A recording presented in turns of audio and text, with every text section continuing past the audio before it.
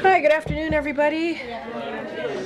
Oh, sorry. Fixing the podium or the lectern. I know.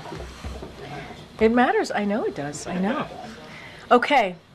So on Monday afternoon, President Joe Biden and First Lady Jill Biden will travel to the U.S. Coast Guard sector, New York, for a Friendsgiving dinner with the service members and military families as part of the First Lady's Joining Forces initiative to support military families. This year's dinner, hosted by the Robert Irvine Foundation, will be prepared by Chef Robert Irvine and his team.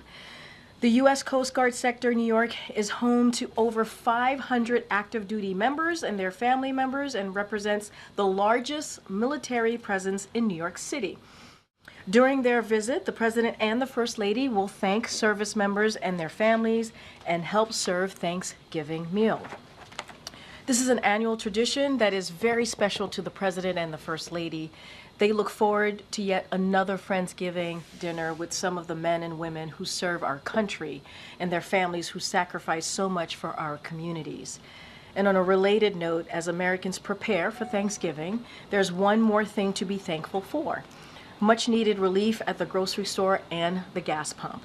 For the second year in a row, the average cost of a Thanksgiving meal is falling, and many grocery chains are offering deals for the holiday. According to the American Farm Bureau, the average price of the typical Thanksgiving dinner fell 5%, with turkey prices down 6%. And as more Americans are getting ready to travel to see family members and loved ones, the price of gas has fallen to its lowest point in more than 3 years. Prices at the pump are down about 25 cents per gallon compared to this time last year, and below $3 per gallon in almost 30 states. There's more to do, and we're fighting to further lower costs and grow the middle class. President Biden will continue to use every tool available to help American families put food on the table and keep money in their pockets. And as you all know, the first week of December, the president will travel to Angola, where he will meet with President Lorenzo, recognize Angola's role as a regional leader, and underscore the true transformation of U.S.-Angola relationship. Together, the United States and Angola are working to address a full spectrum of pressing challenges, from narrowing the infrastructure gap in Africa and growing economic opportunities and sustainable development in the region, to expanding technologies and scientific cooperation, bolstering peace and security, strengthening food security, and among others. While there, he will also meet with African and private sector leaders and reaffirm U.S. partnership across a host of high-priority issues, including security, health, and the economy. As you all know well, President Biden has made revitalizing our international alliances and partnerships a key priority, recognizing that today's challenges require global perspectives and collective responses. The visit reflects his promise to visit the continent during his term, which he made at the U.S.-Africa Leaders Summit, and we will have more to share in the days ahead. With that, Colleen, it's good to see you. I feel like it's been a while. Karine, can you talk about the decision to loosen restrictions on long-range weapons for Ukraine? So just a couple of things there that I do want to add is I want to be really clear. I'm not going to get into specifics about Ukraine's operation from the podium today. That is not something that we're going to do, and that's not something we normally do. What I will say is something I'll just reflect on something that the National Security Advisor, Jake Sullivan, said earlier this week, which was the major escalation we're seeing is that Russia has gone to another country from another part of the world. North Korea brought in thousands of their troops to the front lines and have added them into this war. This is a significant change, and one that we warned the Russians about before they did it. We continue to talk to our allies and partners about this, and as it relates to any operations on the ground, this is something for the Ukrainians to speak to directly. Just staying on Ukraine for a second, with regard to escalation, is there concern that Putin changing Russia's nuclear rules is sort of suggesting that the president's initial instincts on allowing long-range missiles further into Russia could amount to a de-escalation, or sorry, a dangerous escalation of the war. I mean, look, is this he right? Was he right? And just to kind of reiterate what the National Security Advisor said, right? And you've heard this from other members of the NSC team, which is the escalation at every turn, at every step, is coming from Russia. They're the ones who are escalating this. They're the ones who started this war. It is because of their aggression into a sovereign territory, Ukraine. And this war can end today. You hear say this over and over again. It can, if Russia would stop the war and stop what they're doing with their aggression. So this is an aggression from their side, and we've been very clear about that. You just heard me lay out a couple things that the National Security Advisor said just earlier this week. What they're doing, thousands of troops from another country that is now part of what Russia's doing with their aggression into Ukraine. So this is their aggression, not Ukraine's, not ours. Okay. Just to follow up here, for a long time, the White House argued that using these long-range tactical missiles into Russia to attack targets inside Russia would escalate. The war would really invite retaliation. So why now? Why change the policy now? I'm not going to get into specifics. I'm just not going to get into specific about Ukraine's operations. Not something that I'm going to do today. But I want to be really clear. But I guess I'm asking about the specifics of the White House's decision to change policy. I'm just telling you that I'm not going to get into specifics from here, from the podium. I'm going to be very clear about that. And what I have said is, when you're thinking about bringing in thousands of troops to the front lines to add to the war, right? These are North Korean troops, as you know. That is the aggression from Russia's part. That's their aggression. And we're going to continue to be there for Ukraine. This is a president that has led on making sure Ukraine has what it needs in the battlefield. He's the one that rallied countries, more than 50 countries, to make sure that Ukraine got what it needed. But when we're talking about aggression here, or we're talking about escalation, pardon me, more so escalation, this is Russia's the one who's been escalating every step of the way here. And so if I'm hearing you right, it was that escalation, the North Korean troops, I'm not saying that. I'm saying that I'm not going to get into specifics about Ukraine's operations from the podium today. You asked me about escalation, and I'm being very clear where the escalation is coming from, but I'm not going to get into specifics. 2 more months left of this administration. Yeah. Are there new goals or definite goals that the president has in how to support Ukraine in these final 2 months? Realistically, what difference can he make in these last 2 months of his term? I mean, look, I think the president has made a whole lot of difference. Let's not forget, as before Russia invaded into Ukraine, the president was the one that warned about that happening. He was the one, and we were able to share that information with Ukraine. He's the one that made sure that NATO was stronger, the NATO alliance was strengthened. He led that effort. He was the one that helped rally more than 50 countries to get back to Ukraine. Let's not forget, and you all reported this, within days, we were hearing over and over again, within days, Kyiv would fall. We were hearing that over and over again. And today, because, yes, of this president and what he's been able to do, but also the bravery of the Ukrainians, they continue to fight. They continue to fight on. And so the president in September, as you all know, we've talked about this from the podium, talked about surging the security assistance. We made an announcement yesterday about the next assistance that we were providing, and we're going to continue to do that, surge that assistance, make sure that Ukrainians have what they need on the battlefield to push back against Russia's aggression. Okay, Nancy. Thanks. A couple questions about that aggression. Has the U.S. determined that Russia used a ballistic weapon last night in retaliation for the U.S. authorizing the use of ATACMS by the Ukrainian government? So a couple of things. So obviously we are aware of Russia's launch of an intermediate range ballistic missile against Ukraine. Ukraine has withstood countless attacks from Russia. We have seen that repeatedly over the past more than 2 years now. We briefed Ukraine and our close allies, partners in recent days to help them prepare. As the president announced earlier this year, the United States is providing Ukraine with hundreds of additional Patriot and AMRAAMS missiles to strengthen its air defense. Many of these, our air defense missiles, have been delivered already as a consequence consequence of that president's decisions to divert air defense exports to Ukraine, and deliveries of additional air defense missiles to Ukraine are ongoing.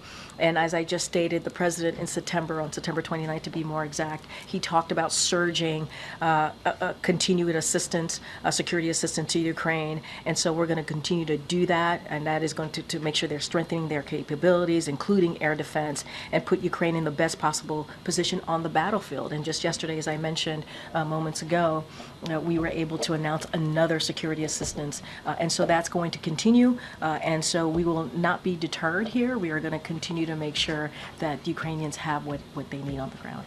Now that Russia says it is changing its nuclear doctrine to essentially lower the bar for when it can use nuclear weapons, does the U.S. need to change its nuclear posture as well?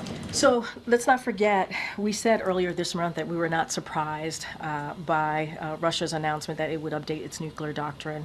And so Russia has been signaling its attempt to update its doctrine for several weeks, and observing no changes to Russia's nuclear posture. We have not seen any reason to adjust our own nuclear posture or doctrine in response to Russia's statements.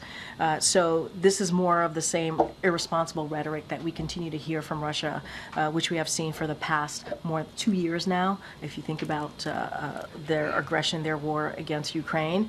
And so, and I've talked about it a little bit moments ago about the use of DPRK soldiers in combat operations against Ukraine. It presents a significant escalation of its war. Again, they are the ones, they, meaning Russia, are the ones that are escalating this war. And so we are not going to be deterred here. We're going to continue, we're going to certainly continue to be there for the brave people of Ukraine. Have U.S. officials been able to determine what Russia is giving North Korea in exchange for North Korean soldiers fighting in this war? So I'm not going to certainly get into specifics on that. What I can say is what we have been very clear about is our determination to be very clear here about our continued support certainly for the Ukrainian people as they continue to deal with this aggression, this escalation from Russia. And so we have said that we're certainly concerned about Russia's decisions. We see it as it being born out of desperation, what they're doing, and it's born out of desperation because they now are seeing high casualties, right? The Russians are, and so now what they're doing is they're turning to DPRK to supply them soldiers to continue their brutal war against Ukraine. And so, look, it's not going to deter us. They're the ones escalating. We're going to continue to provide support to the Ukrainians as they continue to push back against Russia's aggression. That is not going to stop us from doing that. Okay. Karine, does the White House have any reaction to Matt Gaetz withdrawing his name for consideration to be the next Attorney General? So what I'll say is, and we've been pretty steadfast on being consistent here, not going to comment on every personnel matter or all personnel matters here that the president-elect is deciding or is nominating people for at these respective agencies. We really, truly want to respect the transfer of power. We want it to be efficient. We want it to happen in a way that the American people deserve. And that's what we've been trying to do. We believe that is very much part of our democratic principle. And that's what you're seeing this president do, and lead by example. More broadly, as we talk about the Department of Justice more broadly, look, the president has said when it comes to investigation, that department should be independent. There should be no partisanship. There should be no loyalty to one party or the other. The loyalty should be to the Constitution, and the loyalty should be to the rule of law. And that is something I believe, and we believe, the president has led also on that particular issue by example. And then on that topic, our understanding is that the Trump transition team hasn't signed the MOUs that are outstanding still. Is there any update that you can provide on your end? Any progress there? Or is there concern now about how that may impede some of that transfer of power you're talking to?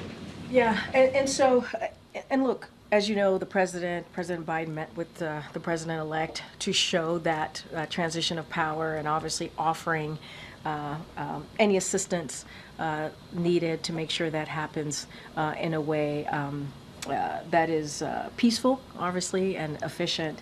And so that was one part of it. Our teams continue to stay in touch. As of now, to your point, the Trump-Vance transition team has not yet entered into the agreements with the White House and the General Service Administration. As you know, the Chief of Staff Jeff Zients here has reached out to the co-chairs and have consistently reiterated the wanting to work together in making sure that they have what they need. So we're going to continue to engage with the Trump transition team to ensure that we do have that efficient, effective transition of power. And in those conversations, we certainly are stressing that the White House and the administration stand ready to provide assistance and that access to services and information certainly outlined in the GSA and the White House Memorandum of Agreement, those MOUs. So those conversations continue, and we want this to go smoothly, and that's what we're trying to get to.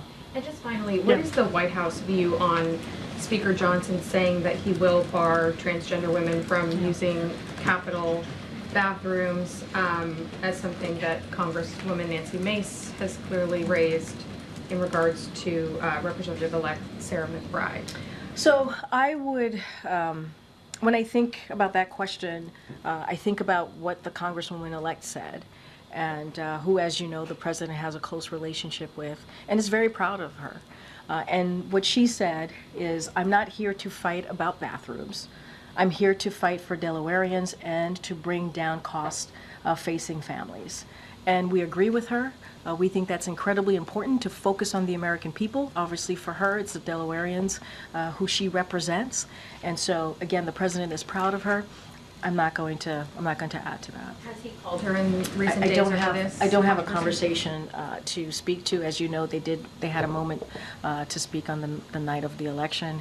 He was able to call her and congratulate her. I don't have anything else to add, but I think her words speak volumes. Okay. Thanks, Karine. U.S. prosecutors charged Indian billionaire Gautam Adani over his role in an alleged bribery scheme this week.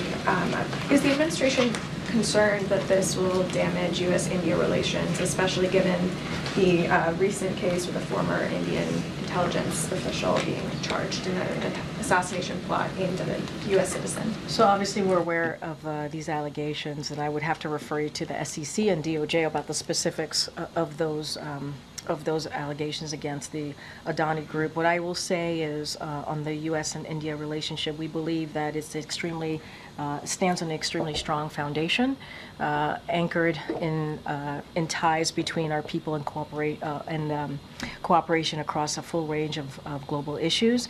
And so what we believe and we're confident about is that we'll continue to navigate this issue as we have with other issues that may have come up, as you just stated. And so the specifics of this is something that SEC and DOJ can speak to directly. But again, we believe that this relationship between India and the U.S. has been built on a strong foundation. I wanted to ask you also about the ICC's issuing arrest warrants for several top officials, including Netanyahu, over Israel's conduct in this war. I know that the U.S. rejected this decision. Does the administration see this ruling as a threat to Israel's ability to defend itself? And also Republican Senator Lindsey Graham is calling for the Senate to sanction the ICC after this decision. Is that a measure that the White House would support? Yeah, so a couple things. Let me just say, because this is the first time I've had an opportunity to speak to this at the podium, so let me just say more broadly that we fundamentally reject the court's decision to issue arrest warrants for senior Israel officials. We remain deeply concerned by the prosecutor's rush to seek arrest warrants and the troubling process errors that led to this decision. The United States has been clear that the ICC does not have jurisdiction over this matter. You've heard us say this before. Whatever this prosecutor might imply, there is no evidence, none, between Israel and Hamas. There's just none.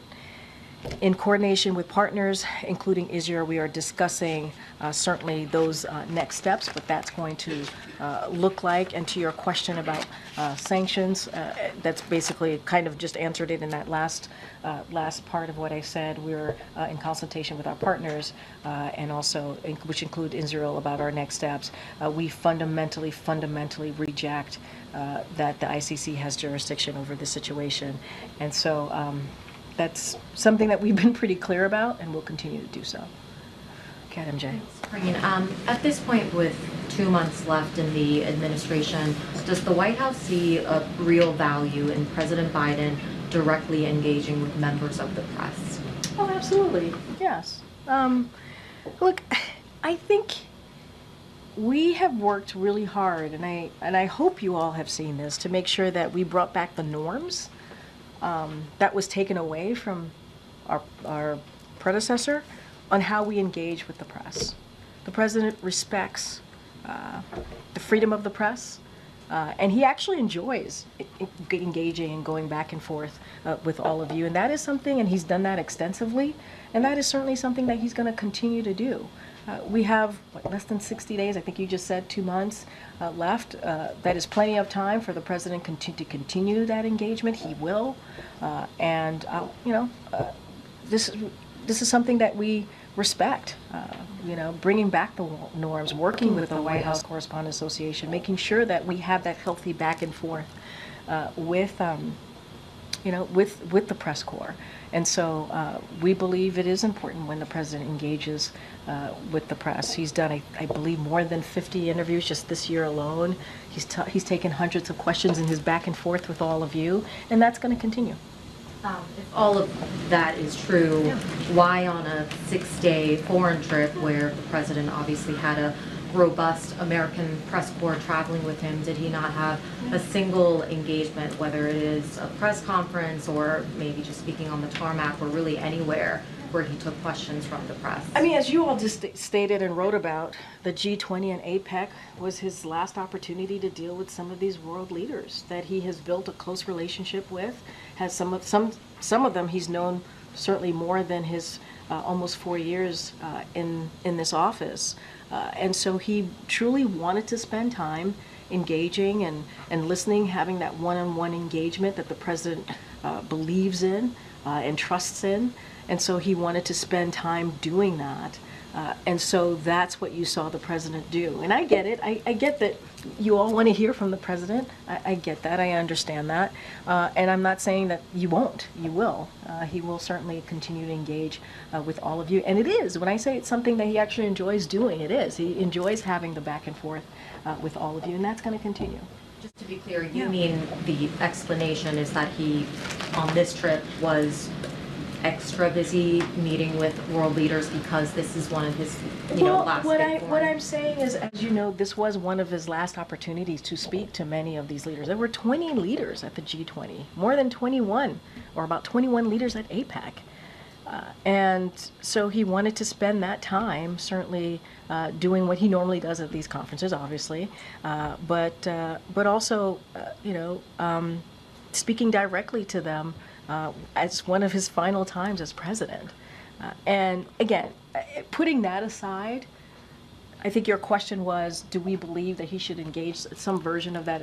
I apologize if I'm not quoting you directly. Yeah, we think it's important for him to engage with the press. He thinks it's important to engage with the press, and that's going to continue. It is. You will hear from the president and have an opportunity to do those back and forths that you normally have done with him. This is related but separate from just the trip itself. It's been more than 2 weeks since the election. This was an election that elected a man that President Biden has repeatedly referred to as an existential threat. So why is it that the American people have not heard President Biden talk about this threat since the election? Because there was an election and the American people spoke. Mm-hmm. The will of the American people were very clear, right? And so the president is now in a situation where we have to deal with a peaceful transfer of power. Mm-hmm. We have to respect the will of the American people.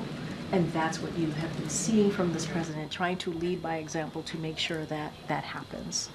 And that's what the American people deserve. That's what the president deserved. And that's what I think he was very clear about in the Rose Garden when he delivered his remarks 2 days after the election. And he said, he was very honest. He said, these, you know, and again, I'm not quoting him exactly, but these were not the results that we had wanted, right? And that's just being honest. They weren't. But we are now in a position where he believes he has to lead by example and show what a peaceful transfer of power looks like. And so that's what you're seeing from this president. And, you know, to the points that you made, you know, I've been asked about existential threat. I've been asked about threat to our democracy. The president is always going to be honest with the American people. He feels like he is obligated. What he said still stands. But we are now in a different place. We are. The American people spoke. They deserve a peaceful transfer of power. That's what this president wants to do. Does he have a message for people on what they should do about this existential threat? Assuming that he still believes Donald Trump is an existential threat. Look, his thoughts and what he said, his thinking on that has not changed. It has not. And I think he was very clear about what he believes should have been done or how we should move forward. How, you know, he was very clear during those moments that he spoke about it. Right now, he wants to lead by example and talk and show the American people what it looks like to have an efficient, effective transfer of power. And he believes that is what the American people deserve. And I'm just going to leave it there for now. Okay, Joey. Yeah, thanks, Karine.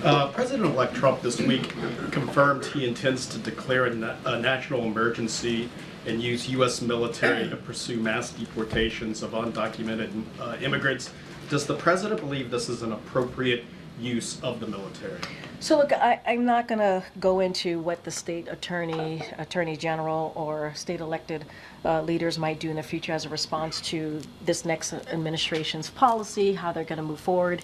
I'm not going to do that. What I can speak to is our administration is focused on arresting dangerous criminals and threats to public safety. We do not believe in separating families, and what I can speak to is what we have been able to do and how that has worked out, right? In our remaining time, we're going to continue to fight to secure our border. Since the administration took strong actions back in June, encounters have dropped by more than 55% and are lower than they were 4 years ago. So what we're going to do is we're going to continue to enforce our laws, remove individuals who do not have a legal basis to be here, to remain in the U.S., and we're going to do that while making sure we're treating people with dignity that they deserve. With that said, I mean, does the president, though, have concerns about using the military to carry out, you know, Trump's talked about these mass deportations. I heard your question. You're just repeating the question that you just asked me. I hear that. I know, I hear you. I appreciate the effort. I don't want to get into what attorney generals or other elected officials might do in the future. What I'm going to stick to is what we're doing right now, and what we are going to continue to do in the next less than 60 days in this administration. Go ahead, Karen. Green. Yesterday, the president met with North Carolina Governor Roy Cooper to talk about the ongoing disaster recovery down there, and state and local officials were there as well. The administration this week, the president has asked Congress for about $100 billion for disaster relief, emergency disaster relief. How does the White House want to see that get done? Do you want to see that done quickly as a standalone bill, or later as tied up with the government funding that's likely expected later in December? So what we want is Congress to act, we're going to continue to urge Congress to act quickly to pass a supplemental funding package to assist communities obviously impacted recent hurricanes and other disasters. And what we have seen and what we know when we've seen these types of previous natural disasters in the past, we've seen Congress come together in a bipartisan way to get that done, to help out communities in crisis. And so that's what we want to see. That's what we look forward to working with our congressional partners and delivering that for American people, for the folks again who are in crisis, who need that additional funding.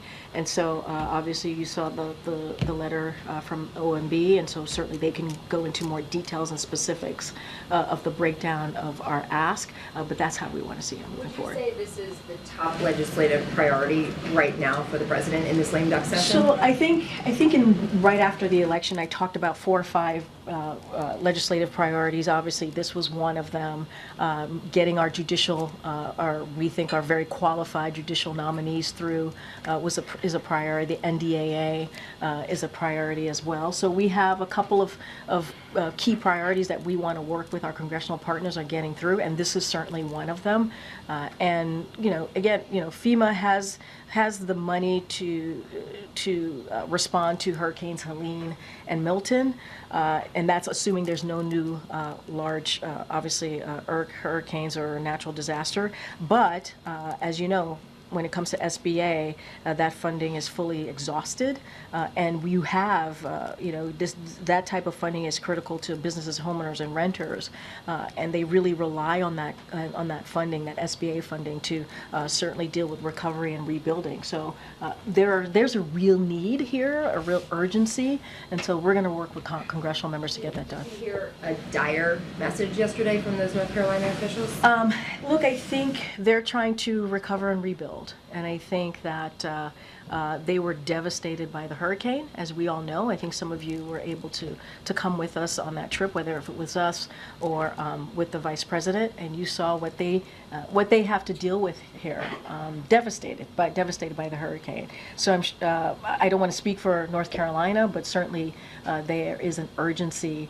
I would refer you to obviously the North Carolina Governor Cooper, on this particular question. But we saw how devastated they were from this hurricane, and it is important. It is important. It doesn't matter if you're from this president. It doesn't matter if you're a red state, blue state, rural. If you're part of a rural America, urban America, all American people deserve to have the assistance that they need especially when a crisis like this occurs.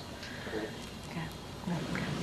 Thank you. Can you detail how the White House is thinking about clemency in these last 2 months? Is there a process for how those pardon decisions are going to be made, and is the president expecting to make any sort of statement with the pardons he does in the next 2 months? So look, the president has certainly been committed to reforming the criminal justice system, and has done that through clemency authority in a manner that provides second chances, ensures equal justice under the law, and strengthens public safety. And so he's going to continue to elevate clemency petitions in a thoughtful and deliberate manner. I'm not going to get into specifics here on that process, but he's going to do this in a way that he believes is the right way to move forward. But I just don't have anything about the process and getting into the nitty-gritty of this. But I think you've seen how the president has treated this over the last almost 4 years. Okay. I have a question about Venezuela, but first on Brazil, the federal police have just indicted former President Jair Bolsonaro for an attempt coup d'etat after he lost the elections in 2022. Yeah. Does the U.S. do you have a reaction from this? And did the president discuss this when he met with President Lula da Silva? So I have not spoken to our teams about this, so I would have to connect with them. I don't have a response. I want to make sure I give you the right response. I don't have a response. And also we can talk about this after the briefing. What's your next question? Venezuela, the U.S. recently called for the first time President-elect, the opposition leader Edmundo González, and I was curious a little bit about the timing, if it has something to do with the inauguration in Venezuela, is January 10th. What message is the U.S. trying to send with this? So I will say since July, it has been clear to us, the United States, to democratic nations around the world, and to independent international organizations that observed the July 28th elections, that opposition candidate Edmundo Urrutia won the most votes, and we said this repeatedly. You've heard me say it a couple times at the podium, and so we've been pretty consistent about that. Winning the most votes makes him what? The president-elect. And so that's what we believe. It does not change our position at all. We, the United States, currently recognize the democratically elected 2015 National Assembly as the legitimate government of Venezuela. And so we do not intend to change that posture during this administration. And again, the people spoke. But even though it doesn't change the position of the United States, it has been 4 months since the July elections. So why now? Why? What did you see that made you make this decision, or why it's happening? Look, it should be up to the people, and it was, and that's what we saw on July 28th. And we were very clear about that. We were clear about that. And so, and again, when you win the most votes, that means, in this instance, obviously, that makes him the president-elect. But we've also been very, I think, very consistent on saying what we saw on July 28th, and that the American people, that the people in Venezuela spoke. Again, Michael. That's great. Just quickly following up on MJ's questions. Yeah. Have you Which one? There were a few of them. Have you spoken to your named successor? And if so, what advice do you have for her? Oh, I didn't know that was where you're going. Following up, I didn't think it was that follow-up. Look, I'm not going to speak to every personnel pick, specific personnel pick. I'm going to reiterate a little bit of what I just shared with MJ, which is that, over the past 4 years, we have done the best, I think, to stick to expected norms of the office. We've had over 500 briefings from this podium with gaggles also on Air Force One and abroad. And, we hope that they will continue to answer the questions of the American people. That's what we hope. And I will just add that, I have not spoken to my successor. What I will say is that I certainly wish her luck. And this was a great job. And it is an honor to speak on behalf of the President of the United States. It is a privilege, and it is something that I am very proud to have done for almost 4 years. So I'll leave it there. Go ahead, April. I have 2 questions. One to follow up on the person who's going to take your place. Oh, goodness. When Donald Trump was president the first time, there was a period of time where we had no press briefings. In the space that you're in this moment, and have been in for a while, do you believe it's significant in this moment in time for the American public to hear from the spokesperson on a daily basis? Or do you believe that the president can do it himself? Look, I'm not going to speak how any administration decides to do the business of the American people, how to decide to communicate with the American people. What I can speak to is what we've tried to do, which is bring back the norms of how this all works, how we communicate with the press. And we've tried to do this in a very respectful way. I've mentioned we've done more than 500 briefings proudly. Some have been tough. Some have been tougher than most, if you will. But it is a privilege to stand at this lectern. It is behind this lectern at this podium. It is a privilege. It is a privilege to speak for this president. It is a privilege to actually talk about what we're doing to you and to the American people. I can't speak to what any administration is going to do. I'm not going to look into the future. What I can say is what we have been committed to, the freedom of the press, respecting the press, having tough back and forths, but this is what democracy is all about. And lastly, on Africa. Yep. The last Republican president to travel to Africa was George W. Bush. And since Bill Clinton, except for Donald Trump, every president has traveled there. Is there a concern that with all of this, these last 4 years, having the vice president, your secretaries, and now the president go to Africa to highlight the importance of the continent on so many levels, is there a concern that you will lose ground in the next couple of years? Because Donald Trump didn't go last time, and he said some very harsh words about sub-Saharan Africa before. Again, I have no idea what the next administration is gonna do. Really, truly. I mean, I don't know what they're gonna execute. I don't know what they're gonna do. What I can say is, the president's going to Africa because he made a commitment. You saw his commitment to the continent when he had the leaders of the African leaders here about almost 3 years ago now, I believe. Maybe a little bit longer.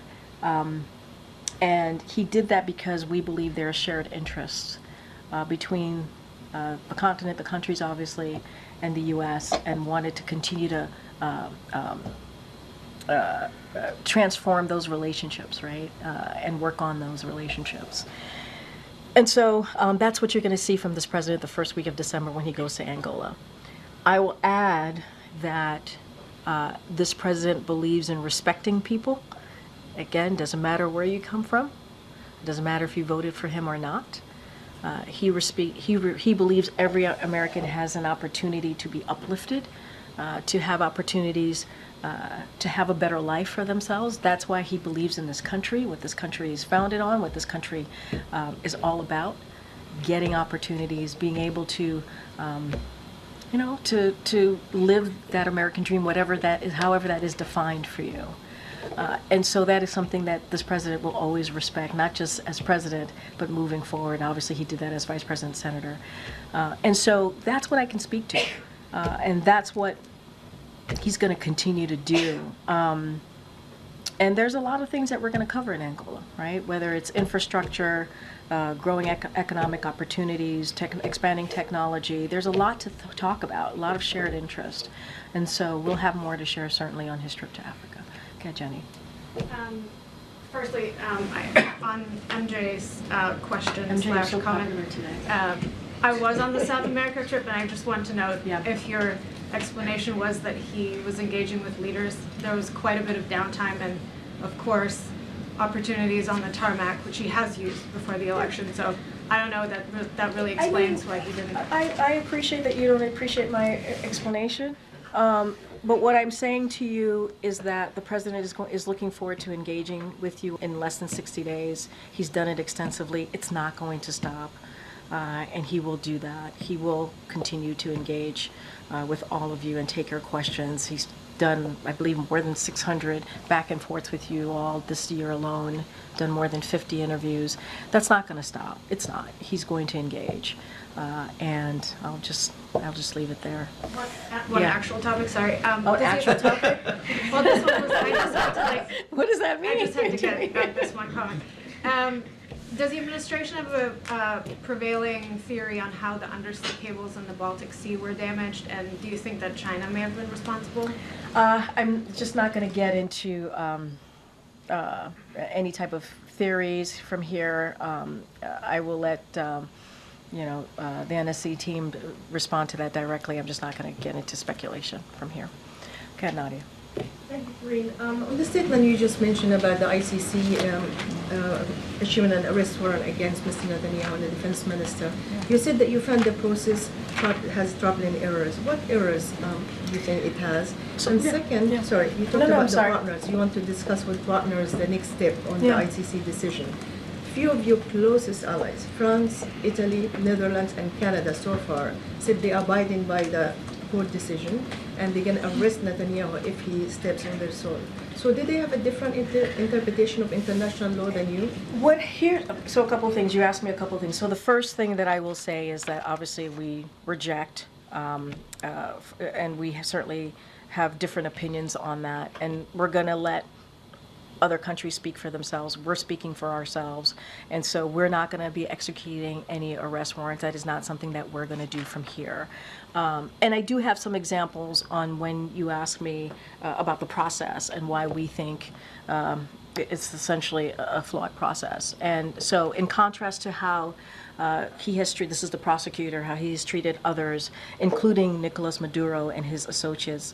The prosecutor failed to provide Israel with a meaningful opportunity to engage constructively and to properly consider its domestic processes.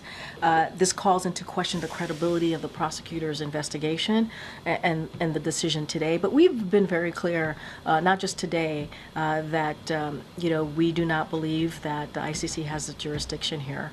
And so over this matter. And so we've been very clear about that. And that stance has not changed. But I just laid out an example of why we think what process the ICC did not follow. On 19 Democratic U.S. senators voted to block sending offensive weapons to Israel. And Senator Bernie Sanders said basically that we cannot criticize human rights violation while the U.S. itself is violating its own laws. So where is he wrong in that? So look, we strongly oppose this resolution, and we have made our position clear to interested senators. We've been very clear about that. We've been also very clear about this.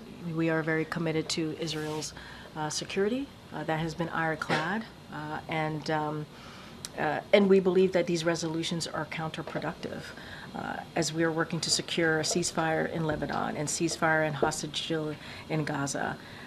And so we have strong reason to believe that terrorist groups like Hamas and Hezbollah want to see Israel in a position of weakness, and we don't want to see that happen. And so, look, we appreciate that the concerns that the senators raised, obviously. We respect their position. We just do not, we strongly oppose the resolution. Okay. Thank you so much. Following up on your comments on the change of nuclear posture by Russia, and you said it's another example of irresponsible rhetoric. Is it a way to kind of dismiss what Russia said, to say there is no real reason to be concerned, these are only words? Say that one more time. There's no... That there would be no reason, there's no real reason to be concerned, that this is just like Putin. Oh, you're talking about their nuclear doctrine that they put out. Look, here's what we're saying. We haven't seen any indications of Russia preparing to use a nuclear weapon in Ukraine. We just have not seen that. And so this is more of the same, right? More of the irresponsible rhetoric from Russia, which we have seen the past 2 years. We've seen this before. But it doesn't stop what we have been saying, that the escalation is coming from Russia here. They're the ones who are escalating. This is their war. They're the ones who have, went into a sovereign territory, which is Ukraine, and started this war and pushed forward with their aggression. And so this is a war that they can end. They can end it today. And we've been very clear about that. I know I have to wrap it up. Okay. I wanted to follow up on the Trump transition team not signing the MOUs. Have they provided any reasoning as to why they can speak for themselves? I'm not going to speak for the Trump transition. Are you concerned about the implications of the delay of the transition? I'm not going to get into. I'm not going to speculate from here. We are continuing to have our discussion with the Trump transition team. I'm just not going to speculate. All right, go ahead. Good afternoon. Two topics, one on immigration, one on unions. Immigration. New York Post is reporting that ICE is quietly loosening some of the restrictions on how migrants would have to follow the asylum procedure. Basically, they wouldn't have to do the physical check-ins with Customs Border Protection. The former head of Customs and Border Protection is calling it obstructionist transition. Is there any effort by the current administration to kind of curb any of the immigration overhauls that Trump is likely to go for? I don't have any policies, new policies to speak to at this time. I just don't have anything. As far as we know. I don't. I would refer you to DHS for any specifics on that particular question. But if you're asking us if we are doing any policy changes, I don't have anything to announce. I laid out for one of your colleagues what we have been doing, especially since we moved forward with our executive actions since in June, and what we have seen. Encounters have dropped more than 55%, and they're lower than they were even 4 years ago. And so that is what we're going to continue to do. We're going to continue to force our laws. That's going to be our focus, but I'm not going to speculate on, again, what the next administration is going to do or not do. Anything specific about loosening of what's happening at the border, I would have to refer you to the Department of Homeland My second Security. question was just on unions. The president has talked so much about being the most pro-union president ever. This week, the DNC staff union put out a pretty scathing note saying that so many DNC staffers have gotten laid off, no severance, they were shocked. I'm just curious, from an optics perspective, the vice president left town to go to Hawaii on vacation. Does the president think that's appropriate when so many DNC staffers are literally wondering what they're going to do for work? All right, let's not twist this in so many knots here. First of all, to your first part of your question, it's not the president who called himself the most pro-union president. It's other unions that have called him that, and he is proud to be called the most pro-union president ever. That is something that he was given to him, and he is proud to own that. And it's not because it's a frivolous statement. It is because he has shown, he's not just spoken, but taken action, and has had the back of union members and union workers throughout his presidency. As it relates to the DNC, I would have to refer you to the DNC. But does it look bad for the vice president to go to Hawaii while DNC staffers are just wondering what they're going to do for work? The vice president has taken time off to go spend time with her family. I don't think there's anything wrong with that. I think she deserves some time to be with her family and to have some downtime. She has worked very hard over the last 4 years, and her taking a couple of days to be with her family, good for her. Good for her. Thanks, everybody. Thank you. Thanks, everyone. Thank you.